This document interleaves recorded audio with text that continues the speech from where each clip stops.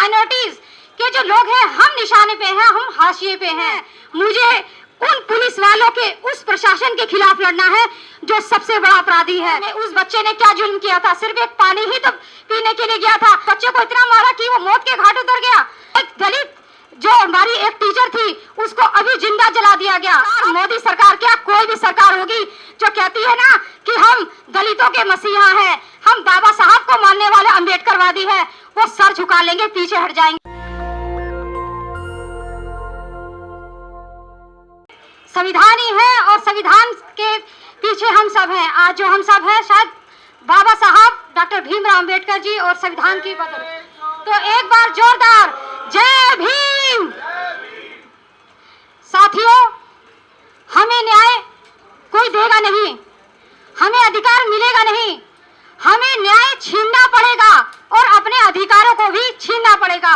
क्योंकि आपने देखा, सही कहा, मुझे आज ये सुनकर इतना दुख हुआ कि हमारे वो वीर सपूत, वाकई में वो लोग जिन्होंने रिहाई के पूरे साल पूरे कर लिए और उसके बावजूद वो जेल के अंदर हैं, और वो गुनाहगार लोग जिन्होंने गुनाह किया, इतना जघन्य अपराध किया और वो रिहा हैं, तो ये हमारे लिए अफसोस की बात है। और वो कहा जाता है कि कानून सभी के लिए बराबर है, तो ये कैसा कानून कि जो अपराध करने वाला है वो बाहर, और जो बेचारे जिन्होंने कोई अपराध किया नहीं, जिन पे जुल्म साबित ही नहीं हुआ, वो जेल के अंदर। आखिर न्याय किस चीज को आप न्याय कहते हैं? कानून तो बराबर होना चाहिए। वो नुपुर शर्मा, जैसे डॉक्टर रितु जी ने बताया कि वो नुपुर शर्मा जिसने पूरे देश के अंदर हिंदू मुसलमान का एक ऐसा दंगा भड़का दिया, न जाने कितने बेगुनाह लोग मारे जा रहे हैं, शायद कितने बेगुनाह लोग जेलों के अंदर बंद हैं। तो आखिर ये क्यों? आपका न्याय और हमारे लिए अलग न्याय है, ऐसा तो नहीं होना चाहिए। आप ये सोचिए कि आज हमारा जो SC ST माइनॉरिटीज के जो लोग हैं, हम निशाने पे हैं, हम हाशिए पे हैं। हमें इस चीज को सोचना होगा, और अगर हम आज भी एक नहीं हुए तो शायद आने वाला वक्त हमारे लिए अच्छा नहीं होगा। मैं इस चीज का जीता जागता उदाहरण हूँ। मैं बार बार इस चीज को कहती हूँ, हर जब भी कहीं जाती हूँ, कि हमें खुद खड़ा होना पड़ेगा, हमें खुद लड़ना होगा। ये मेरे साथ बीती हुई घटना है कि अभी 3 जून को ही मेरे परिवार पे हमला किया गया, और मारने वाला कौन? शर्मा, जिसने मेरे परिवार को मारा भी बेटा, उनको चोटें भी लगी, मेरे बुजुर्ग पिता को भी मारा गया। उन लोगों के खिलाफ अभी तक FIR दर्ज नहीं हुई, जबकि हमारा बताया गया है कि हमारा जो एट्रोसिटी एक्ट है 1989 एट्रोसिटी एक्ट, जबकि ये कहता है कि जब भी हमारे साथ कोई अपराध होता है, किसी ऐसी परिवार के साथ अपराध होता है, तो तुरंत ही FIR दर्ज होगी। आपको किसी इन्वेस्टिगेशन की जरूरत नहीं होगी, तुरंत ही FIR दर्ज होने के बाद आपके जो अपराधी हैं उनकी गिरफ्तारी होगी। लेकिन यहाँ क्या कानून है?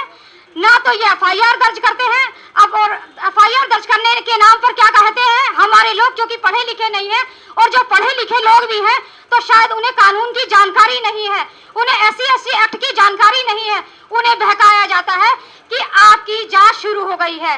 किससे जांच शुरू हो गई है? किसी का नाम दे देंगे, विजिलेंस की जांच शुरू हो गई है, TG सेल की जांच शुरू हो गई है, और आपको महीने, साल, 1.5 साल इसी में लटकाए रखा जाएगा, और इसी बीच आपके साथ दूसरी वारदात घटित हो जाएगी। फिर आपने अपराध किया नहीं और आप खुद ही उस सजा के भागीदार बन जाते हैं। लेकिन आप इस चीज को सोचिए, कानून के बारे में जानिए। मुझे भी लगा, आज 15 साल हो गए मुझे लड़ते हुए इस चीज से। हम बिना वकीलों के हमने इन पर्सन लड़ा, हम जितना हो सकता था हम इस चीज को लड़े, यहाँ तक कि मैंने अपने बेगुनाह अपना इकलौता भाई खोया। लेकिन जब मुझे लगा कि इस समाज में जो इतना बड़ा समाज है, जो बाबा साहब ने सबको अधिकार दिया है कि जीने का अधिकार, बोलने का अधिकार, आज जो हम बैठे हुए हैं, हमें बैठने का अधिकार और समाज में एक हिस्सेदारी का अधिकार, वोट डालने का अधिकार, तो क्या मैं उस समाज से अपना अधिकार मांगूंगी? नहीं। मैंने अपने इस जो मेरे साथ नाइंसाफी हुई, मैंने एडवोकेट महमूद प्राचा जी से मदद मांगी और सर ने बिल्कुल उस मदद के लिए तैयार हुई। तो मैंने सर से ये कहा कि मदद के तौर पे मैंने सबसे बड़ी उनसे मदद क्या मांगी, मैंने क्या उन मुजरिमों के खिलाफ नहीं सर, उनसे तो मुझे लड़ना ही है, मुझे उन पुलिस वालों के, उस प्रशासन के खिलाफ लड़ना है जो सबसे बड़ा अपराधी है। क्योंकि सबसे बड़े अपराध में सबसे बड़ा होते हैं पुलिस, क्योंकि यही लोग, क्योंकि जब सबसे बड़ी हमारे साथ नाइंसाफी होती है तो हम किसके पास जाते हैं? हम पुलिस के पास जाते हैं। और सबसे बड़ी नाइंसाफी करती है हम SC ST माइनॉरिटीज के साथ। ये पुलिस वाले पैसा खा लेते हैं और केस को दबा देते हैं। तो सर ने बिल्कुल हमारे साथ कंधे से कंधे मिलाने के साथ और एक हमें पूरा हौसला दिया कि इस केस को हम लड़ेंगे और बकायदा हम उन पुलिस वालों के साथ साथ उन जो गुनाहगार हैं उन्हें सजा दिलवाएंगे। मैं धन्यवाद कहती हूँ सर कि आप हमारे इस जज्बे को, जो हम लड़ना चाहते थे, हम दो बहनों ने तो हमने इस चीज को शुरू किया था, लेकिन आज आप इस चीज के साथ खड़े हुए तो हमारे कंधे से कंधा मिलाकर हमारे जान आई। तो आज मैं ये कहना चाहूंगी कि आज जिस चीज के लिए आप जिस आंदोलन को शुरू करा है, तो आप सबसे पहले इस डर को निकालिए कि आपको कोई डराने आएगा। आप, हम डरने वालों में से नहीं हैं। हम वाकई में उस देश के, आप सही कहा कि ये वो कौम है कि जिसने आजादी की लड़ाई में अंग्रेजों के छक्के छुड़ा दिए। आप वो लोग हैं, जब भी जुल्म हुआ तो आप खड़े हुए, आपने तलवार उठाई, आपने जब क्या नाम है अकाल पड़ा तो आपने पूरा गुरुद्वारा खोल दिया। तो आप ये सोचिए आप कैसे वीर सपूत हैं। तो आज मैं सबसे बड़ी, आज मैं बहुत ही अपने आप को धन्य मानती हूँ कि आज मैं इस पहली बार इस बंगला साहिब गुरुद्वारे में आई हूँ। शायद आप लोगों के बदौलत आई हूँ और शायद मुझे आप लोगों से मिलने का मौका मिला। मैं बहुत ही सर झुकाकर आप लोगों को नमन करती हूँ। और मैं आपके इस, जो आपने इस कदम को बढ़ाया है, जो हमारे भाई, हमारे पिता जो जेलों में बंद हैं, जो बेगुनाह हैं, हम कानून की उस लड़ाई में पूरे कंधे से कंधा मिलाकर लड़ेंगे।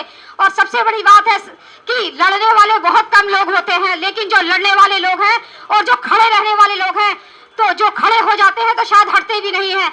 और इस लड़ाई में अगर महमूद प्राचा जैसे लोग, जो कुछ एडवोकेट लोग, क्योंकि देखो बहुत सारे लोग हमारे जो बेगुनाह लोग जो जेलों के अंदर बंद है, उन्हें निकालना भी बहुत जरूरी है, क्योंकि अगर वो नहीं निकलेंगे तो ये फिर गुनाह, उन्हें बेगुनाह बनाकर जेलों के अंदर बंद कर देंगे। क्योंकि ये सरकार वाकई में निकम्मी, जिसे कहते हैं निरंकुश सरकार है, झूठ बोलने का वाकई में, क्योंकि इनके लिए अलग कानून और हमारे लिए एक अलग कानून बना दिया गया है। क्यों? हमारी बहन बेटियां क्या बहन बेटियां नहीं है? अब नागौर में उस बच्चे ने क्या जुल्म किया था? सिर्फ एक पानी ही तो पीने के लिए गया था, सिर्फ एक पानी पीने पे उस बच्चे को इतना मारा कि वो मौत के घाट उतर गया।